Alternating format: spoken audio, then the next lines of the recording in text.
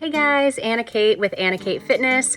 Today's YouTube video is kind of a follow-up from the last one, my life in Mexico and how I bought a condo at age 24.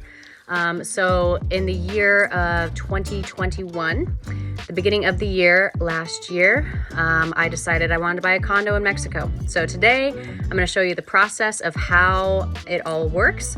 Actually, today I'm heading to Mexico City to get my RFC, which is a Mexican tax ID number, needed to pay taxes on my property rental down there since I make income in Mexico.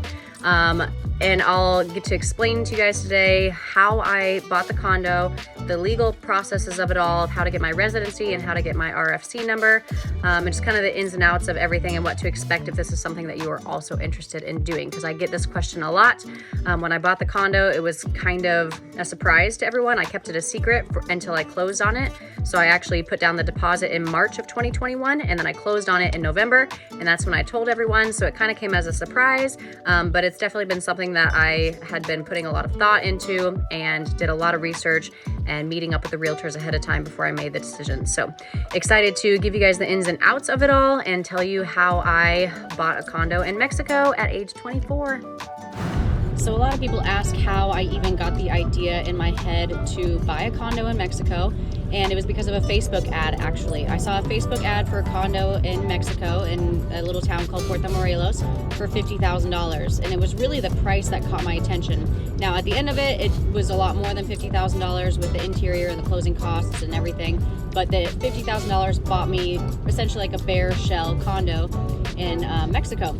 So that is what caught my attention first, and then I watched a couple of videos and did some research on the town and just did research in general on buying property, and then I contacted the realtor to ask even more questions, FaceTimed them, and then planned a trip with one of my girlfriends to go down to Mexico for just a resort type of relaxing vacation, but also wanted to see the property in person.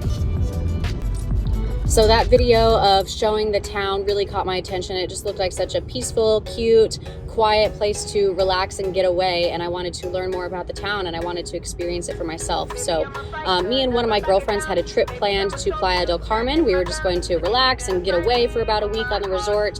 We also wanted to go explore the town of Puerto Morelos in case I wanted to buy the condo. At this point I was about 50-50. I wasn't sure if it was something that I really wanted to get into.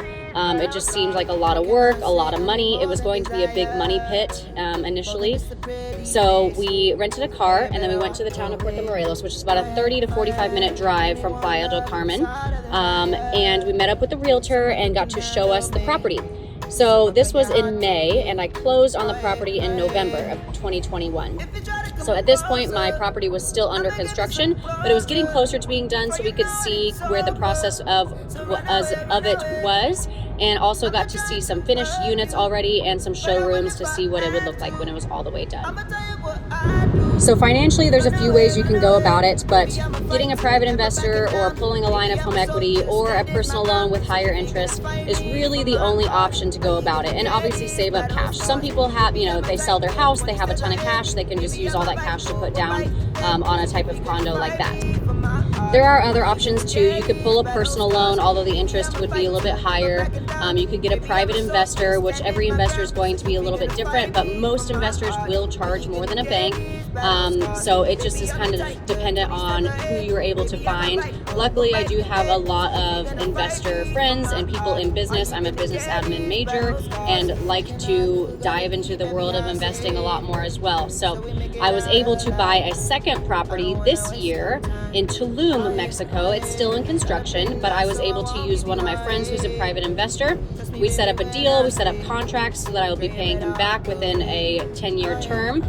So you can kind of, the world of business is really cool because you can do a lot with it, but you just have to think outside the box for a lot of these things. Now, buying property in another country is very, very different than buying property here in the States. Here in the States, we have it good. Most people are able to eventually own a house because of how our mortgage system is set up. The interest rates are pretty low here compared to other countries. So if I were to try to get a mortgage in Mexico, my interest rate would be 15% or higher. So there was no way I was going to get a mortgage down there with a 15% interest rate. So I looked at other options. And most property developers, the owners of all of these properties, like cash deals. So they want cash from their foreign investors, and that's how they look at it, is full cash transactions. So for the deposit, they typically ask for 10 to 15 or 20% down. So saved up the cash for that, and then looked into my other options. You know, if I can't get a mortgage here in the States, they will not do foreign mortgages, and I can't get a mortgage in Mexico unless I want to pay that 15% interest. I looked at other options. So I own a house here in Kansas, and so when you own a house, you have equity in your house. You can pull a line of home equity from your house, and essentially you can just use whatever 80% worth of your equity in your house to be used as a loan for whatever you want.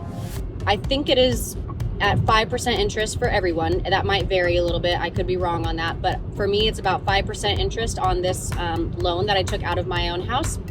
And actually, I didn't have enough equity in my house to do this full loan. So my parents were able to help me out. They have owned their house for a lot longer than me, so they have a lot more equity in their house. So I was able to use their house to pull a line of home equity for a higher amount to cover the whole 50 grand plus the interior costs, which ended up being around 27,000 for the interior by the end of it as well. Getting Mexican residency gives me a lot more control and power over my assets down there. Before getting residency, if I were to pass away, the Mexican government would fully own my properties. Whereas now, if I have residency and if I die, it's in my name and I can choose who the property would go to. I could give it to a family member or a local there or whatever the case. So a lot more control there. Also have the ability to stay in Mexico longer than 180 days. If you do not have residency, you cannot stay in Mexico longer than 180 days. So the residency gives me the power to be able to live there like in the winter time, kind of is my end goal with it, to be a snowbird down there and live there in the winter time. So part of this process getting into it is that I'm still learning as I go. Actually, at this point in October of 2022, I am still going through the processes of becoming fully legal to have full control and ownership of my assets down in Mexico. That includes my properties. That also includes any driver's licenses or tags on my cars or mopeds. I currently don't have a car. I plan to get one down there at some point, but I do have a Vespa, like a moped down there, and so to get legal tags in my name, I have to go through quite a bit of processes as well. It's pretty neat to be able to create friendships from all over the world and travel around and still have that community when you go down there. So I've been able to build up my community, my friends down there. My Spanish teacher has been an amazing friend and has opened new doors to meet new people as well. I'm also just not afraid to talk to people, make new friends everywhere I go. But I've also experienced some loss as well. I did date a guy in Mexico in my town there for a couple of months. Things were going really well for a while, and then we decided to split and part ways pretty much mutually. So it wasn't too heartbreaking for us, and it only lasted a few months. Then I had a really great business friend as well, who I considered one of my best friends down there. We would get lunch, we would get coffee every single time I would come down, and he unfortunately passed away of a heart attack. So there has been loss as well in my short time that I've been able to make friendships down there. But overall, the friendships that I have made and the community that I have every time I go down there is just so welcoming. I mean, the town, the people, my friends, it's such a good place to I say escape, but I love my home here in Kansas and I love my people here in Kansas. So I'm definitely not trying to escape Kansas, but just broaden my horizons. And getting into this town and being a part of this town, it's such a good feeling. So if you are still interested in owning property in Mexico and you want a trusted realtor, I'm going to show you here my realtor that helped me buy my second property in Tulum, which we didn't show on the video today. It's still in construction, so that'll be another video for another time. But Daphne here helped me buy that property in Tulum, and here's her Instagram page and examples of some properties that she does sell around the Tulum area. She's going to be a great contact for you. And here's just a short video of her introducing herself herself and letting her know how she can help you out. So if you are interested in reaching out to Daphne, you can find her via Instagram or just shoot me a message and I'll send you her cell phone number. Hi everyone, this is Daphne Frausto, real estate agent at Mexico and actually an K's realtor.